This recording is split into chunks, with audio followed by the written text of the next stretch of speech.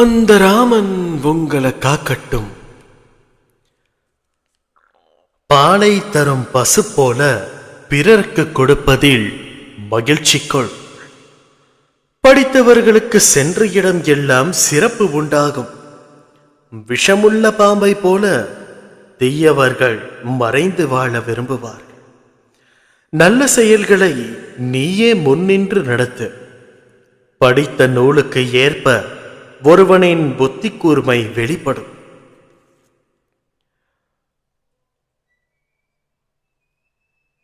கருணையே ஆன்மீகத்தின் அணிவயிறு. பேச்சில் சோர்வு கூடாது.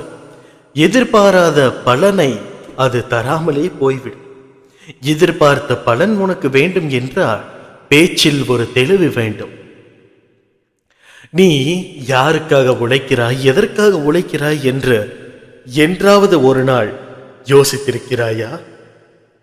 நிச்சயமாக இருந்திருக்காது. ஏனென்றால் இந்த வாழ்க்கை என்னும் முக்கடல் பிடிக்கவில்லை, இந்த வாழ்க்கையும் பிடிக்கவில்லை. எதற்காக வாழ்கிறோம், யாருக்காக வாழ்கிறோம் என்று தெரியாமல் ஏதோ மனம் போன போக்கில் உன்னுடைய வாழ்க்கை போய்கொண்டிருக்கிறது. இதையெல்லாம் மாற்ற நீ என்ன செய்ய போகிறாய்? மீண்டும் புதிதாக பிறக்கப் போகிறாயா? இல்லை மீண்டும் உன்னுடைய வாழ்க்கையை செதுக்கப் போகிறாயா? மீண்டும் பிறந்து வருவது என்று சாத்தியமற்ற விஷயம். ஏனென்றால் எத்தனையோ ஜென்மத்திற்கு ஒரு முறைதான் நீ மனித பிறப்பு எடுக்கிறாய்.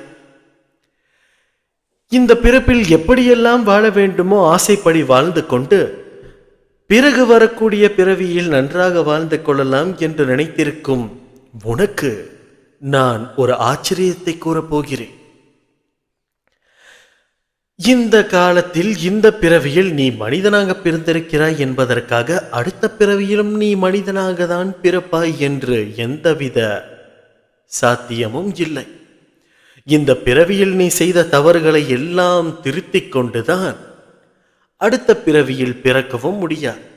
அடுத்த பிறவியில் பிறந்துதான் நீ இந்த கஷ்டங்களையும் பாவங்களையும் எல்லாம் கழுவ வேண்டும். அதுவரை நீ எதுவும் செய்ய முடியாது. அதனால் இதற்கு இருக்கக்கூடிய இரண்டாவது வழி என்னவென்றால் உன்னுடைய வாழ்க்கையை நீயே செதுக்குவதுதான். நான் என்னதான் செய்ய வேண்டும் என்று கேட்கிறாய். இதற்கான பதில் என்னிடம் மிக தெளிவாக இருக்கிறது. என்னவென்றால் சில விஷயங்கள் உன்னுடைய வாழ்க்கையில் உன்னை புரட்டி போடும் அளவிற்கு நடந்திருக்கும். இவர்கள் உன்னை விட்டு பிரிந்து விட்டார்கள் அல்லது இவர்கள் உன்னை வெறுத்து கொள்கிறார்கள் என்று நடந்ததை எல்லாம் நினைத்து கஷ்டப்படுவது எல்லாம் சரிதான். ஆனால் அந்த கஷ்டத்தை எத்தனை நாட்களுக்கு படுவாய்? உன்னுடைய வாழ்க்கையின் மூல காரணம் என்ன இன்னும் தெரியாது. அடுத்த 10 வருடத்திற்கான உன்னுடைய திட்டம் என்ன அதுவும் தெரியாது. ஆனால் உனக்கு ஒரே ஒரு விஷயம் தெரியும். என்ன தெரியுமா? உன்னிடம் இருப்பதை நினைத்து சந்தோஷப்படாமல் இல்லாததை நினைத்து வேதனைப்பட்டு கொண்டே இருப்பது. அடியவர்கள் என்ன கூறுகிறார்கள் என்றால் தன்னிடம் இருக்கும் விஷயத்தை வைத்து எவன் ஒருவன் நிம்மதியாகவும் சந்தோஷமாகவும் 3 வேளையும் உணவை உண்டு உறக்கத்தில் மூழ்குகிறானோ அவனே நிம்மதியான மனிதன், அவனுக்கே எல்லாம் கிடைக்கிறது என்று கூறுகிறார்கள். இது எப்படி சாத்தியமாகும் என்று உன்னுடைய வாழ்க்கையில் இருந்து உன்னுடைய பார்வையில் இருந்து நீ கேட்கலாம்.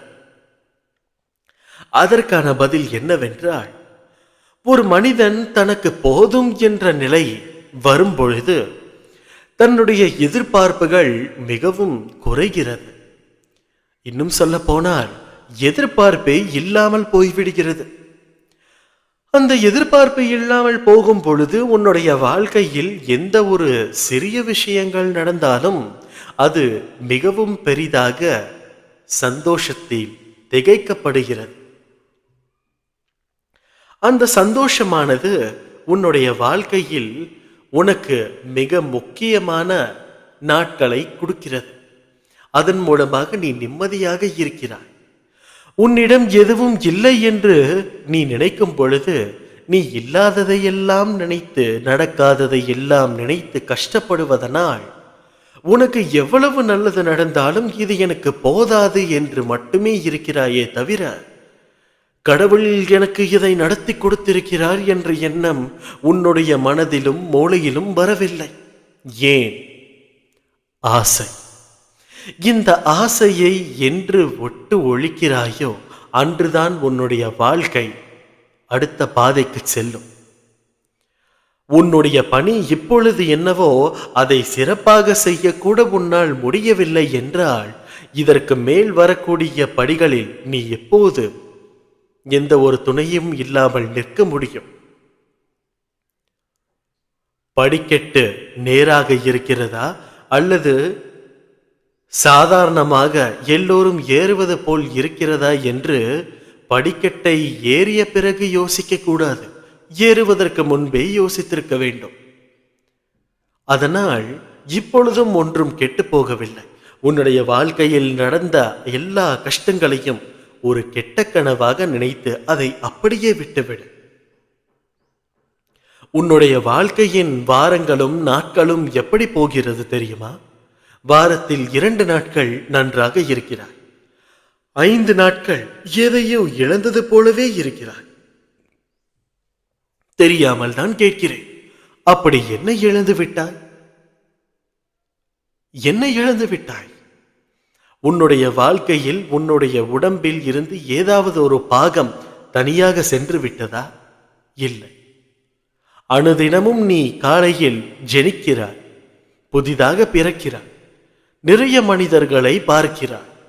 அப்படி இருக்கும் பொழுது இந்த உலகம் உனக்கு கொடுத்திருக்கக்கூடிய சந்தர்ப்பத்தை பயன்படுத்தி உன்னுடைய வாழ்க்கையையும் நீ வாழ வைக்க வேண்டும், பிறரையும் சந்தோஷமாக வைத்திருக்க வேண்டும். பிறர் மீது உங்களுக்கு கஷ்டமே இருந்தாலும் அவர்களை சந்தோஷமான கண்ணோட்டத்தில் பார்க்க தொடங்குங்கள். எல்லா கஷ்டங்களும் மறையும்.